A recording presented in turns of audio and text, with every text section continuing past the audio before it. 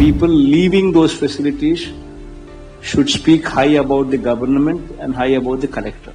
Please take it up as a challenge. Every facility that is provided there, even if it costs a little more, it's okay.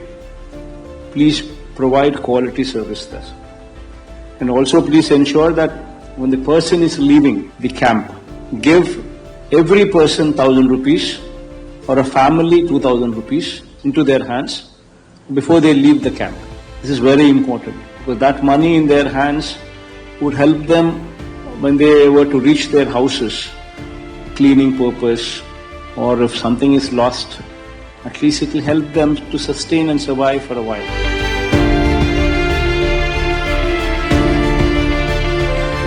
So it's very important that 1,000 rupees per every person and also 2,000 rupees per every family, whichever is the reasonable amount. Make sure that that is given to every individual who leaves the camp.